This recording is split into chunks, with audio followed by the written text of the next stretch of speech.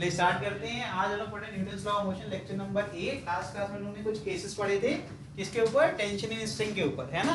पुली और block system पढ़े थे जिसमें हम लोग ने टेंशन निकाला था और एक्सेलरेशन निकाला था, है ना। ऑब्जेक्ट अलग अलग मासेस हमने लिए थे, उसको हम लोग ने हैंग कर दिया था किससे, पुली से अटैच करके। उसके सारे कंपोनेंट को रिजॉल्व करके हमने इक्वेशंस लिखे थे, है ना। ये इक्वेशंस आपने लिखे हुए थे। अब आगे बढ़ते हैं। ये केस है, यहाँ पर केस नंबर 6 में देखिए, मासेस m1 एंड m2, दो मास है जिसको कनेक्ट कर दिया हम लोगों ने, देख रहे हो ना, एक पुली के थ्रू हमने इसको कनेक्ट कर दिया, ठीक है, by a string over a pulley. इस केस में आपको सारे कंपोनेंट्स रिजॉल्व करने हैं, एफबीडी बनाना है और टेंशन और एक्सीलरेशन फाइंड आउट करना है। तो करिए फटाफट। और यहाँ पर ध्यान से देखना कि ऑब्जेक्ट अगर नीचे की तरफ यहाँ पर एक्सीलरेट कर रहा है, means m1 is greater than, ठीक है, जल्दी जल्दी करिए। चलिए लास्ट क्लास में हम लोग ने जो ये किया था इसके ऊपर एक बार वापस से देख लेते हैं। यहाँ पे इक्वेशंस बना ली थी, इसका हमने टेंशन और एक्सेलरेशन का फॉर्मूला नहीं लिखा था। तो कैसे करेंगे भाई, इक्वेशन नंबर 1 और इक्वेशन नंबर 2 का यूज करके। पहले तो सिंपल तरीका सिखाया था मैंने, टेंशन को एलिमिनेट कर दो। मैंने क्या सिखाया था, अगर किसी भी इक्वेशन में एक से ज्यादा अननोन वेरिएबल हो तो पहले इक्वेशन को रिड्यूस ऐसा करो कि वो सिंगल अननोन वेरिएबल का इक्वेशन बन जाए। मतलब ऐसा इक्वेशन जिसमें सिर्फ एक ऐसी वैल्यू हो जो ना पता हो, बाकी सारी वैल्यूज हमें पता हो। जैसे इसको ध्यान से देखेंगे तो जी पता है सर, यस पता है, ऑलरेडी सबको पता है। m1 पता है, यहाँ पे भी m1 पता है, बट a नहीं पता और t भी नहीं पता, मतलब दो दो अननोन हो गए ना। तो इसका मतलब ये क्वेश्चन कभी भी इक्वेशन सॉल्व होने वाली नहीं है। एक और इक्वेशन है, यहाँ पर t नहीं पता है और हमें क्या नहीं पता है भाई, a भी नहीं पता है, और यहाँ पर आपके m2 g ये सारी चीजें आपको नोन है। तो प्रॉब्लम क्या है, ये भी दो अननोन है ना। तो क्या करेंगे, इन दोनों इक्वेशन चाहे तो हम यूज करके एक नया इक्वेशन बना सकते हैं जिसमें हमें सिंगल अननोन वेरिएबल का इक्वेशन बन जाएगा और जिसकी वजह से हम लोग क्या निकाल सकते हैं, एक्सेलरेशन निकाल सकते हैं। तो इसमें ध्यान से जब देखा, ये 10th क्लास में पढ़ा था हमने, क्या पढ़ा था कि दो इक्वेशन होते थे, दोनों में दो दो वेरिएबल होते थे। इक्वेशन कैसा होता था, a1x + b1y + c1 = 0। फिर होता था a2x + b2y + c2 = 0। हम लोग को देखो यहाँ पर x भी नहीं पता होता था, y भी नहीं पता होता था। हम क्या करते थे, उनको ऐड करते थे या सब्ट्रैक्ट करते थे, जिससे कि चाहे x गायब हो जाए चाहे y, और उसके हम लोग जो सिंगल वेरिएबल रहता था उसकी वैल्यू निकाल लेते थे। सेम कंसेप्ट हम यूज कर रहे हैं 10वीं का। तो इसको क्या करेंगे, अगर ध्यान से देखेंगे तो t यहाँ पर भी है और t यहाँ पर भी है, यहाँ माइनस में है, यहाँ प्लस में है। सिंपल अगर एडिशन भी कर देंगे तो t गायब हो जाएगा, है ना। तो t गायब हो जाएगा तो एक्सेलरेशन निकल जाएगा कि नहीं निकल जाएगा, है ना। तो जल्दी से करो, फिर यही काम करो। तो यहाँ क्या करेंगे, एडिंग 1 + 2।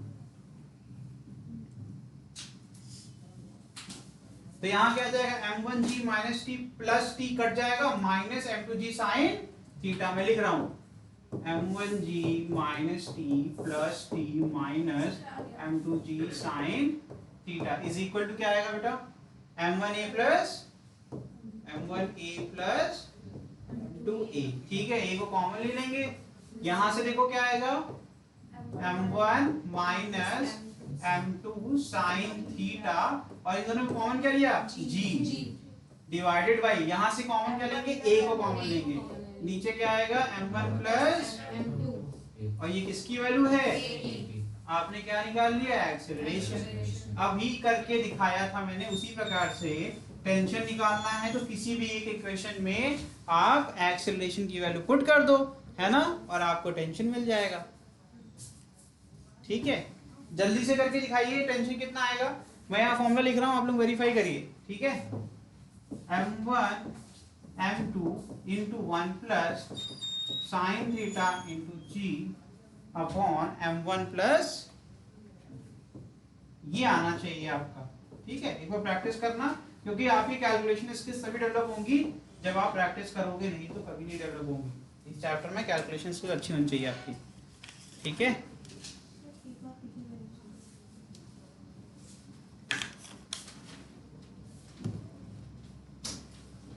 जल्दी करें, किसी भी एक इक्वेशन पुट कर लो, चाहे फर्स्ट में कर लो चाहे सेकंड में कर लो, सॉल्व करके यही आ जाएगा, ठीक है।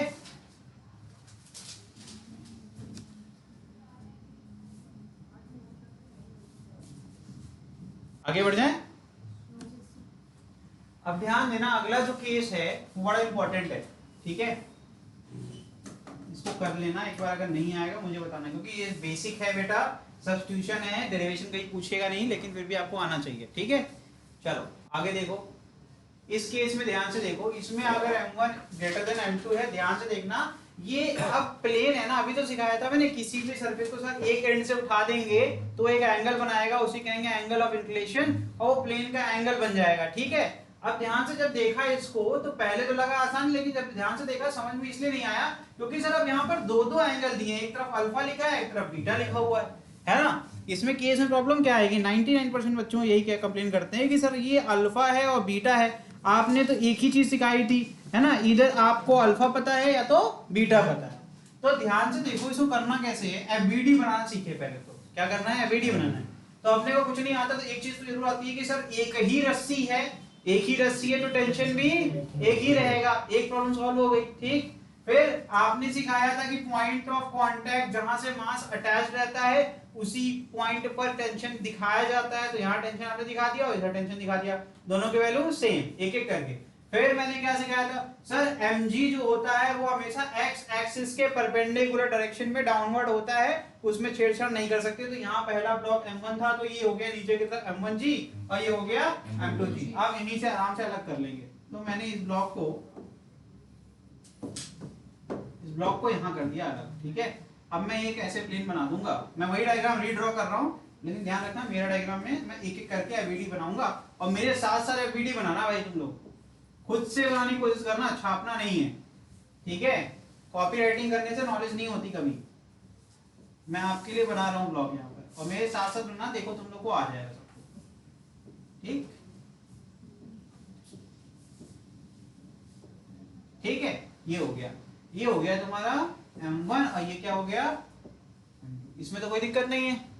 ध्यान से देखिएगा, जब मैं m1 के साइड में हूं तो m1 के लिए एंगल देखूंगा कि ये सरफेस से x एक्सिस से कितना उड़ गया, तो एक्चुअल में जो अल्फा है वो किसके लिए है, वो m1 के लिए काम आएगा, है ना। और जब मैं इधर घूम जाऊंगा m2 की साइड चला जाऊंगा, तो अब मेरे लिए जो ये एंगल है वो किसके लिए काम आएगा, m2 के लिए। तो मैं यहाँ बीटा लिख दूं क्या, ध्यान से देखना, एक ही बार पढ़ो, अच्छे से पढ़ो, याद हो जाए, दोबारा पढ़ना ही ना पड़े, है ना, लेकिन रिवीजन तो करना ही है।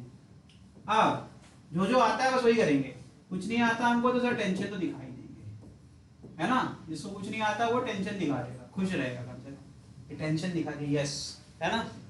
तो यहाँ पर एक लाइन मैंने क्या बोली थी, किसकी खींच दो, एक लाइन किसी खींचोगे यहाँ पर, क्यों, ये मैं नीचे खींच लेता हूं ताकि तुम्हें ये 90 डिग्री का एंगल दिखने लगे और तुम्हारी कंफ्यूजन एकदम खत्म हो जाए। बाकी कंसेप्ट जिसने याद कर लिया उसको ये भी नहीं करना पड़ेगा, लेकिन अगर जिसको याद नहीं है और एग्जामिनेशन हॉल बैठे हैं तो ऐसा थोड़ा ना कि आंसर नहीं आएगा, आंसर तो उसका भी आएगा। तो यहाँ पर ये हो गया, ठीक है बॉस। फिर मैंने क्या बोला कि सर अब यहाँ पर एक नॉर्मल रिएक्शन तो बनाने आता ही है, तो आपने ऐसे सिखाया था कि कभी भी आपका कोई भी ब्लॉक होगा किसी भी सरफेस से टच करेगा, क्या सिखाया था, सरफेस पे टच करेगा तो भैया उसके ऊपर एक रिएक्शन फोर्स क्रिएट हो जाएगा, दैट इज नॉर्मल रिएक्शन, है ना, जिसको आप n1 n2 कुछ भी रिप्रेजेंट कर सकते हो, क्योंकि मास सेम नहीं है इसलिए दोनों पे अलग अलग करेंगे, ठीक है। तो यहाँ पर भी अपन ने क्या कर दिया, एक n2, है ना, और ये हमेशा सरफेस के परपेंडिकुलर। अब वो सरफेस चाहे जैसे रखा हो, चाहे आप एक दीवार ऐसे कर दो, उस पे यहाँ पर ब्लॉक को ऐसे इस बॉटल को टच करा दिया मैंने, तो अब इस बॉटल के ऊपर भी एक नॉर्मल रिएक्शन लग रहा होगा जो कि मेरे हाथ के परपेंडिकुलर होगा। मैंने सिखाया था ना, ये रिएक्शन फोर्स को फर्क नहीं पड़ता है कि तुमने रखा कैसे, उसका काम बस इतना है कि वो सरफेस के परपेंडिकुलर लग जाएगा, दैट्स इट, और ये एक रिएक्शन फोर्स होता है, ठीक है। अच्छा, तो इसको बैलेंस भी कोई करेगा, है ना, करेगा। अब एक काम करते हैं, यहां से क्या करते हैं, एक परपेंडिकुलर कंपोनेंट, अभी नहीं पता कौन सा कंपोनेंट है, हमने यहां से एक लाइन खींच दी, है ना, एकदम बेसिक वे में बता रहा हूं ताकि जिसको कुछ नहीं आता है वो भी थोड़ा बहुत ज्ञान यहां से लेके जाए। तो अगर ये n1 परपेंडिकुलर है सरफेस के, तो ये नीचे डॉटेड लाइन खींची, ये भी परपेंडिकुलर होगा कि नहीं होगा, होगा। अगर ये एंगल अल्फा और ये एंगल कितना 90, ये भी 90, साथ साथ में करूंगा, दोनों एक साथ बता दूंगा, पता नहीं चलेगा। तो इसका मतलब है सर यहाँ जो एंगल बचेगा, ये अगर डॉटेड एंगल बना दूं और इसी प्रकार से यहाँ पर एक डॉटेड एंगल बना दूं, तो यहाँ लिखूंगा 90 माइनस अल्फा, यहाँ लिखूंगा 90 माइनस बीटा, सही है ना, क्योंकि तीनों एंगल का सम 180 होता है। अब ये भाई साहब 90 और ये बीटा, तो अब इनको अगर हम 180 से घटाएंगे बचेगा क्या, 90 माइनस बीटा, है ना। तो इसका मतलब ये अगर 90 माइनस बीटा है, और ये एक कलर यूज करता हूं अलग में, व्हाइट कलर, ये टोटल एंगल कितना है, डॉटेड लाइन के साथ ये जो एंगल बन रहा है कितना बन रहा है, ये 90 बन रहा है ना, 90 का एक हिस्सा है 90 माइनस बीटा। अरे भैया कहां से थीटा ले आई तू, पूरे डायग्राम में कहीं थीटा नहीं है, और ये क्या है 90 माइनस अल्फा, तो बचा कितना सर, अल्फा ही तो बचा, और यहाँ कितना बचा, बीटा ही तो बचा।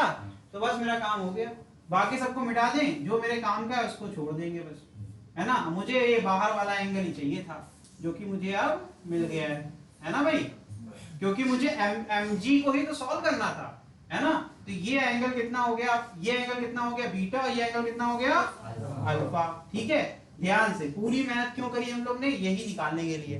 तो अब mg को सर अगर हम चाहें दो हिस्से में बांट सकते हैं, क्योंकि एक ऐसी लाइन मिल गई जिससे ये कुछ एंगल बना रहा है। आपने सिखाया था कोई भी अगर लाइन, कोई भी अगर क्वांटिटी का अगर उसका एंगल बन रहा है x या फिर y से या किसी भी लाइन से, तो अपन उसको दो हिस्से में बांट सकते हैं, that is cos component and sin component. तो यहाँ पर भी तो सर वही लॉजिक लग रहा है, यहाँ पे कौन सा लॉजिक लग रहा है, ध्यान से देखो, यहाँ पे mg को चाहिए सर, तो अगर इस एंगल को बंद करोगे तो बंद करते टाइम बन जाएगा ये m1g cos अल्फा, ठीक। और अगर इसको ओपन करोगे तो क्या बन जाएगा, m1g sin अल्फा। ठीक है।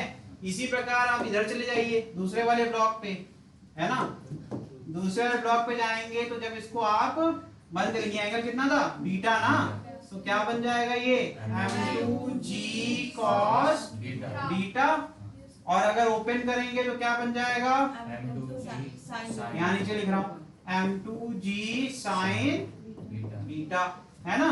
ओपन करने का मतलब है कि इस एंगल से इस लाइन को पकड़ के हम दूर ले जा रहे हैं, और कितना जाएंगे, तब तक ले जाएंगे जब तक mg cos बीटा से 90 डिग्री का एंगल ना बन जाए, है ना। ये सब सीखे थे ना पहले से।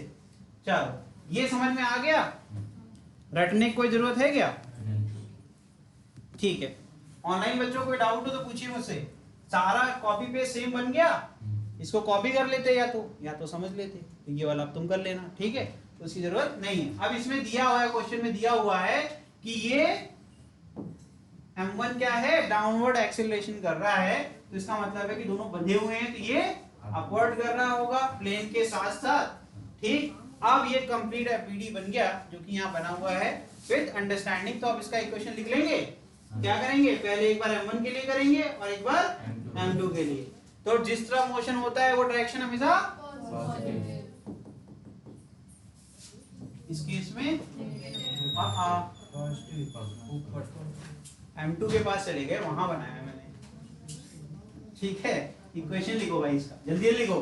तो मैं लिखना स्टार्ट करूं क्या आपके लिए, देखिए आप अगर ध्यान से एक और चीज सीख लो इसी बहाने, ठीक। Acceleration is equal to m1g sin theta minus m2 हो गया गड़बड़, थीटा है ही नहीं, थीटा कहीं है ही नहीं, अल्फा बीटा हो जाएगा पहले भी एक्सेलरेशन और t भी निकाल लिया, minus t is equal to m1a, equation number 1, और कुछ नहीं होगा, ठीक है।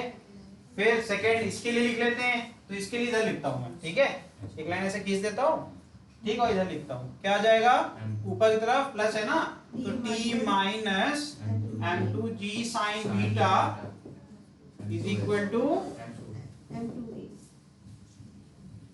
लिखिए लिखिए लिखिए फटाफट लिखिए,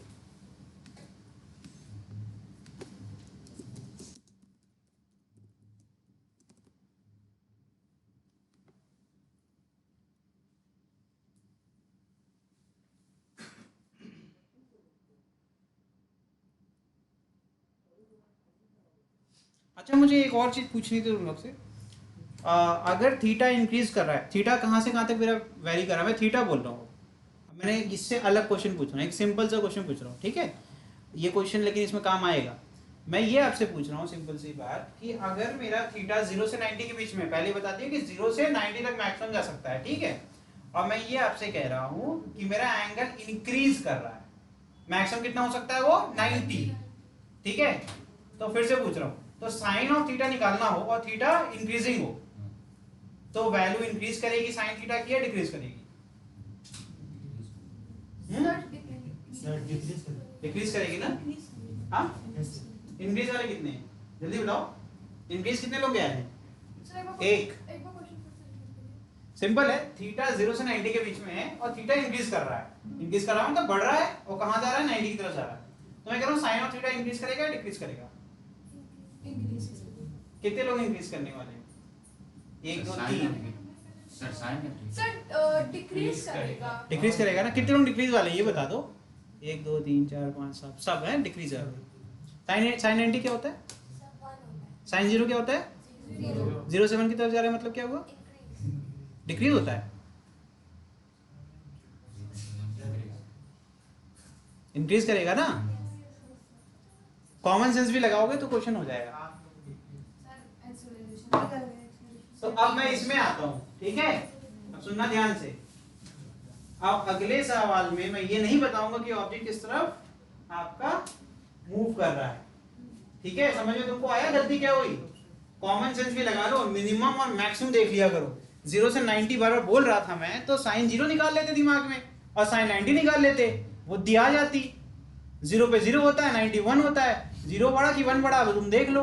तुम कह रहे हो 1 की तरफ जा रहा है, डिक्रीज कर रहा है, तो कॉमन सेंस वाली बात है, फिजिक्स की बात नहीं है इसमें, ठीक? अब इसी प्रकार से अब फिर से मैंने कहा, अब मैं क्या कर रहा हूं, अब ये अरेंजमेंट आपके सामने है। मैंने कहा मैं अल्फा को चेंज करूंगा और बीटा को चेंज करूंगा और तुमसे ये पूछूंगा कि मुझे ये बताओ, अल्फा और बीटा की कंडीशन बताऊंगा। मैं आपसे ये पूछूंगा कि बताइए ये ब्लॉक किस तरह मूव करेंगे, ठीक है? कंडीशन सुनना ध्यान से। मैं अल्फा को डिक्रीज कर रहा हूं, बीटा को इंक्रीज कर रहा हूं, ठीक? अब मैंने m1 m2 बराबर कर दिए। मैंने क्या बोला? m1 m2 बराबर कर दिए, मतलब दोनों ब्लॉक सेम मास के हैं, तो कोई ज्यादा भारी नहीं, कोई कम भारी नहीं। बस मैंने कहा कि मैं प्लेन का जो एंगल अल्फा और बीटा है इसको चेंज करूंगा, अल्फा को मैं घटाऊंगा और बीटा को बढ़ाऊंगा। अब मुझे ये बताइए कि ब्लॉक का अरेंजमेंट किस तरह मूव करेगा? तो बीटा को मैंने बढ़ा दिया तो क्या मतलब m2 मूव करेगा डाउनवर्ड और m1 मूव करेगा अपवर्ड? हाँ नहीं करेगा? कॉन्फिडेंस है? और कोई कुछ और जवाब भी हो सकता है, मैंने नहीं बोला, सही बोल रही है। जो मैंने सवाल अभी आपसे पूछा है, जो सवाल अभी मैंने इसके पहले पूछा था, उसी का इस्तेमाल होगा इसमें। फिर से कॉमन सेंस, तुम सही बता रही हो, अभी बदलने की कोई जरूरत नहीं है, ठीक? ये कंपोनेंट यस जी तो सर सेम ही रहने वाला है, m1 m2 भी सेम हो गए। द कॉज क्या था, मैंने क्या बताया था? यही भाई साहब है जो कि ब्लॉक को मोशन करवा रहे हैं। अब यहां g को हटा देते हैं because g is constant, m भी कांस्टेंट है, तो साइन बीटा और साइन अल्फा डिसाइड करेंगे ना किसकी वैल्यू ज्यादा है किसकी वैल्यू कम है। तो बीटा इंक्रीज करेगा, साइन बीटा बढ़ जाएगा, तो ये वाला पूरा फोर्स बढ़ जाएगा और ये वाला फोर्स पूरा घट जाएगा, तो ब्लॉक ऊपर क्या मूव नहीं करेगा, वही नीचे नहीं जाएगा। ये खुद से क्यों नहीं जान पा रहे हो? चीजें सामने रखी है लेकिन कंसेप्ट आपको सीखना पड़ेगा। अब तुम यही कहोगे कंप्लेन की सर पढ़ा तो बहुत सरल रहे हो लेकिन क्वेश्चन यही सब तो क्वेश्चन है। अब ये क्वेश्चन कठिन कहां से, मुझे ये समझाइए। ये तो बेसिक में आपने पढ़ाया था, साइन थीटा इंक्रीज करता है जब 0 से 90 की तरफ जाते हैं। फिर इक्वेशन बना के दे दिया, कॉस बता दिया कि यही वो बल है जिसके कारण ये नीचे ऊपर। अब ये हो रही है रेस की m2g साइन बीटा बड़ा है या m1g साइन अल्फा बड़ा है, जो बड़ा होगा उस तरफ मोशन हो जाएगा। यही तो है ना, ध्यान से देखो, ये नीचे खींच रहा है, ये भी नीचे खींच रहा है, उसके बावजूद ये अगर ऊपर जा रहा है, इसका मतलब है कि m1g साइन अल्फा बड़ा होगा। और ये प्लेन देख जा, ये एंगल तेरे को बड़ा नहीं दिख रहा है इससे। फिगर में भी ध्यान से अगर देखोगे, ऑब्जर्वेशन भी करोगे, तो alpha will be greater than beta. और अगर क्वेश्चन में लिखा हुआ है तो अब यहां से थोड़ा समझने की बात है कि m1g sine alpha is greater than m2g sign beta, तभी ऐसा हो रहा है कि ये ब्लॉक इस तरफ की तरफ नीचे जा रहा है। तो एक और चीज सीखने को मिली, सिर्फ m1 m2 के मास से नहीं फर्क पड़ेगा, एंगल से भी फर्क पड़ेगा। ठीक है, चलिए लिख लीजिए भाई, इसको लिख लीजिए। एक्सेशन निकालिए, एक्सेशन कैसे निकलेगा, फिर से ऐड कर देंगे। कौन क्या बोल रहा है भाई, बोलो। m2 sign beta G upon ठीक है, तो मतलब मैं डायरेक्टली लिख सकता हूँ यहाँ पर, ठीक है, वेरी गुड। तो जाएगा m1 sin alpha minus m2 sin beta, और नीचे क्या जाएगा? अल्फा। नीचे कहाँ से अल्फा आ जाएगा भैया? अलग से चल रहा है क्या तुम्हारे लिए सिस्टम है? इसमें कहीं अलग है ही नहीं अल्फा, वो तो साइन के साथ चल रहा हो, साइंस के साथ चल रहा है, पॉसिबल नहीं है बेटा, ठीक है। अब इसका टेंशन में क्या करना है, किसी भी इक्वेशन 1 या इक्वेशन 2 में एक्सप्रेशन की वैल्यू पुट कर दीजिए, you will get the tension. T की फॉर्मूला लिख लीजिए फटाफट। Tension m1 alpha m2 beta bracket में 1 plus sin theta into g upon, नहीं देखिए m1 m2 sin alpha plus sin beta, गलत बता रही है into g upon m1 plus, जैसे बताया मैंने अभी जो क्लास स्टार्ट हुई थी किया था, सारे टेंशन वैसे ही निकलेंगे, कुछ दिमाग लगाना नहीं है, सिंपल एक्सप्रेशन निकाल लिया, चाहे 2 में पुट कर दो चाहे 1 में पुट कर दो, आपको आंसर मिल जाएगा, ठीक है। एलसीएम लेना है इसलिए मैं इसको नहीं करूंगा, ठीक है, डेरिवेशन आपके केस में है भी नहीं, लेकिन आपको प्रैक्टिस के लिए करवाता हूं मैं कि करते रहो। एक फॉर्मूला ये हो गया तुम्हारा, क्योंकि बेटा इतने फॉर्मूले आप याद कर नहीं पाओगे एग्जाम के लिए, ये जान लो, ये सारे केसेस में करा रहा हूँ, ये सब न्यूमेरिकल के फॉर्म में क्वेश्चंस हैं। तो अब ये तो तुम्हें समझना पड़ेगा कि कंसेप्ट ये जो तुम्हें बचाएगा, इतने फॉर्मूले तो कोई याद ही नहीं कर सकता। इक्वेशन बनाओ, एक्सप्रेशन निकालो, टेंशन निकालो, खत्म, एग्जाम में हो जाएगा। अच्छा एग्जाम ये बड़े भी दिखते हैं, पता है, वहां नहीं दिखेंगे बड़े, क्यों? क्योंकि वहां सारी वैल्यूज पता रहेगी तुम्हें, वहां तुम उसको रिड्यूस करते जाओगे, अरे m1 पता रहेगा, m2 पता रहेगा, सब तो पता ही रहेगा, तो उसमें सबकी वैल्यू उठा के सीधे पुट कर दोगे, तुम्हें सॉल्व ही नहीं करना पड़ेगा। तो ये प्रैक्टिस वाला केस है, ये न्यूटन्स लॉ ऑफ मोशन बहुत स्कोरिंग होता है, लेकिन तब जब प्रैक्टिस अच्छी है, प्रैक्टिस अच्छी नहीं है तो हो चुका, ठीक है। क्योंकि ये सबसे बड़ा lengthy chapter, one of the lengthiest chapter है ये, इसमें इतने केसेस पढ़ेंगे, इतने केसेस पढ़ेंगे कि आप भी पागल हो जाओगे। जितने केसेस पढ़ रहे हैं ना, इतने ही फ्रैक्शन में दोबारा पढ़ेंगे, तो कितना याद करिएगा बताइए मुझे, कितने याद करेंगे और कब तक करेंगे? तो इसीलिए कह रहे हैं कंसेप्ट जब बताएं तो ध्यान से सुन लो। ये है आपका केस नंबर 7 गुली का, इसको आप खुद बताइए कैसे करेंगे हम लोग। ये आखिरी केस है। हाँ सर पिछले वाले केस में sin कॉमन नहीं ले सकते, like m1 alpha m2 beta, तो sin कॉमन ले ले बीच में इनटू g कर दे, गलत हो जाएगा। नहीं ठीक है, ठीक है, ठीक है, सही कह रही है, सही कह रही है, बस थोड़ा ध्यान से नहीं कहनी। अल्फा के लोग मान ले 30 मान सकते हैं, और बीटा हम मान सकते हैं 45। तो आप ये कह रही हैं कि साइन बाहर ले लेते हैं और ये 30 प्लस 45 कर देते हैं, सही तो है? नहीं मैं ये नहीं कह रही हूँ, आपने अभी यही बोला, साइन आप मैंने ये कहा कि साइन अंदर कर लेते हैं और रुको, ठीक है, ठीक, मैं नहीं समझ पाया होगा, हो सकता है, फिर से बोलिए। अब आप जो बोल रही है मैं लिखूंगा, आप बोलती तो मैं लिखता जाऊंगा, ठीक है, कोई बात नहीं, क्लियर तो हो जाएगा कम से कम। बताओ सर मैंने ये बोला कि m1 अल्फा और m2 बीटा और sin थीटा अंदर into g upon sine theta भी है, थीटा कहाँ है बेटा? थीटा मतलब हमारा सिस्टम समझ नहीं पा रहा है, हैंग कर गया, इसमें हमने थीटा कहीं लिखा ही नहीं। तुम जो कह रही हो, जब तुम आराम से घर पे जाओगी, बैठ के सोचोगी, तो तुम्हें खुद पे भी हंसी आएगी, इसलिए हम नहीं हंस रहे कि तुम्हें मौका मिलना चाहिए ये चीज करने का। तुम साइन को छेड़ रही हो, अब अल्फा और बीटा कभी साइन से अलग हो ही नहीं सकते हैं। ध्यान से देखो ना, तुम्हारे हिसाब से ये वाला करके दिखाऊं तुम्हें मैं, चलो ये क्वेश्चन मैं कर रहा हूं तुम लोग के लिए, ठीक है भाई? कोई क्वेश्चन पकड़ लो, ये वाला पकड़ ले हमारी खुशी के लिए, इसको इधर फेंक दे, इसको इधर फेंक देते हैं, ठीक है? चलो यहीं से कर दे रहा हूं, ठीक है? चलो भाई अब इनके लिए टेंशन निकालते हैं, क्योंकि ये टेंशन दे रही है ना। तो t इज इक्वल टू क्या आ जाएगा, m1g साइन अल्फा था ये इसमें, हाँ अल्फा, फिर माइनस m1a, यही तो है ना। इक्वेशन नंबर 1 को रीअरेंज कर लिया हमने बस, ठीक। और a की वैल्यू कितनी थी वो पड़ी हुई है, उठा के पुट कर दो, बस ये टाइम वेस्ट है क्योंकि इसमें कुछ होना है नहीं। फिर यहाँ क्या जाएगा, माइनस m1, और a की वैल्यू कितनी है, अब वो पूरी लंबी सी वैल्यू पुट करूँ। चलो भाई करते हैं, टाइम तो खत्म हो ही रहा है।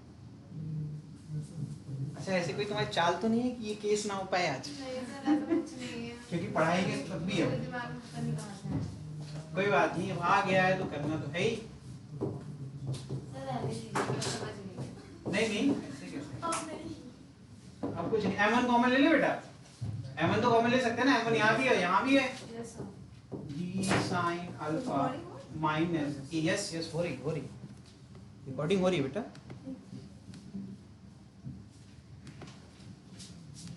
चलिए हाँ ये वैल्यू बोल रहा है साथ साथ में, मेरे तो हेल्प करो थोड़ी बहुत। m1 sin alpha minus m2 sin beta into g upon m1 plus m2। ठीक है एलसीएम ले लो पहले। सर यहाँ से g कॉमन नहीं ले सकते हम लोग? कहाँ से g? हाँ ले सकते हैं बिल्कुल। चलो अच्छा ही हुआ तुमने बोल दिया, जी उठा दो यहाँ से हटा दो, इसको बाहर ले आओ, ठीक बाद में लेते, पहले ही ले लिए, क्या दिक्कत है, ठीक है। ये जाएगा आपका m1 sin alpha plus m2 sin alpha minus m1 sin alpha minus m2 sin beta divided by m1 plus, जो कट जाए उसको काट दो, यही तो हो रहा है ना। अब माता बताएं क्या करें इसका, नहीं क्योंकि अब तो सेम आ गया, देखिए क्योंकि यहाँ पर m2 sin अल्फा है और यहाँ बचेगा m2 sin बीटा, m2 बाहर ले लिया तो बचेगा m1 m2, अंदर बचेगा sin alpha minus sin beta upon m1 plus m2, यही तो आया था यहाँ पर, और एक g भी है हमारे पास, प्लस में रहना चाहिए था। अच्छा हाँ देखो यहाँ एक गलती है, देखो ब्रैकेट खुलेगा तो माइनस माइनस क्या हो जाएगा, ये प्लस हो जाएगा, बाकी सब सही है, ठीक है।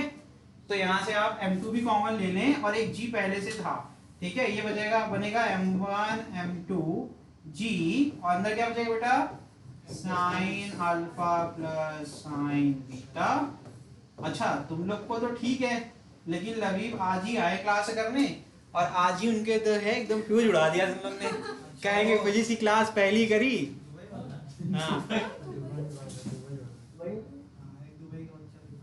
तो अब उसका जो है फ्यूज उड़ गया होगा, तुम लोग ने तो अच्छा पढ़ लिया न्यूटन लॉ, सबसे डिफिकल्ट टॉपिक और ये डाउट। ये देखो मैडम अब बताओ अल्फा कहाँ ले जाए और बीटा कहाँ ले जाए, घर अपने साइन निकाल लेते हैं, ठीक है। तो ये सिस्टम हो ही नहीं सकता जो तुम कह रहे हो।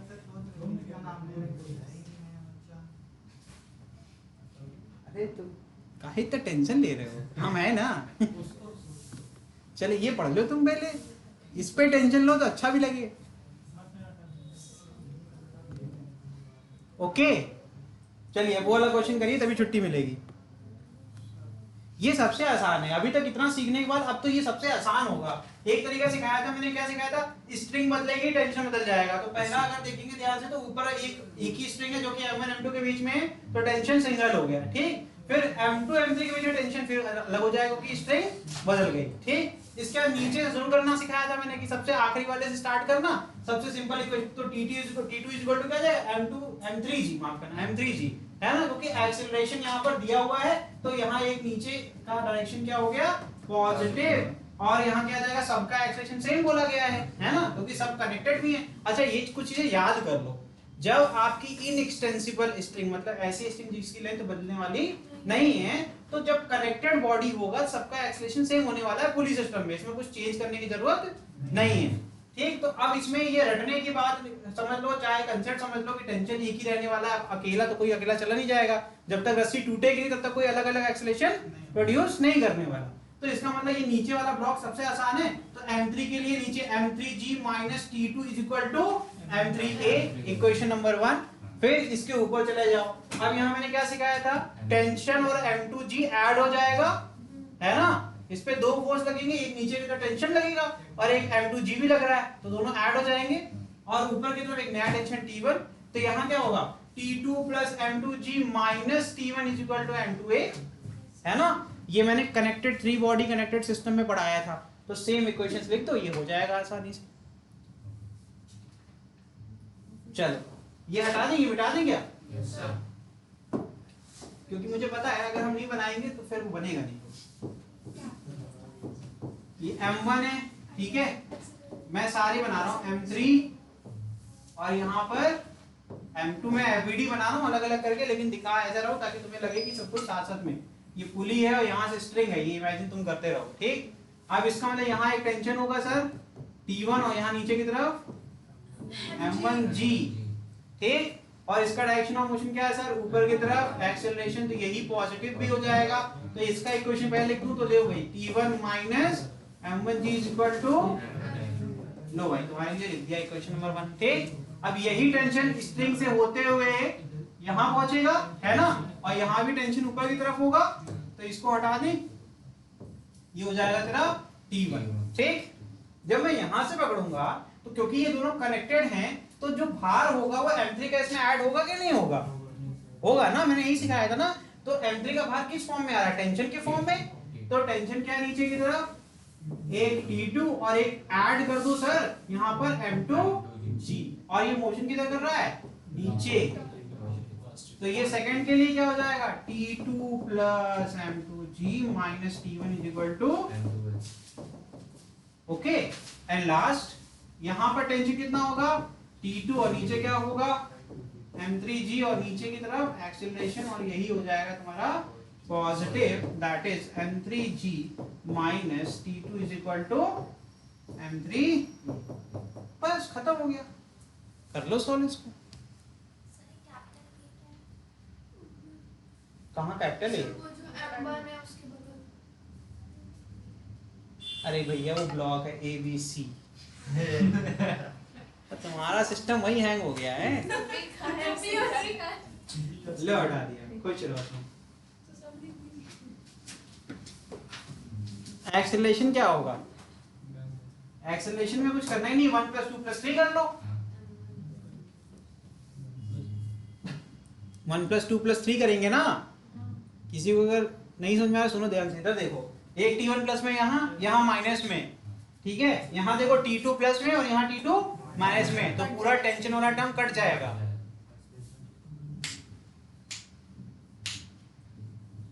एक्सेलरेशन का फॉर्मूला बताओ, ऐड करना है बेटा तीनों को,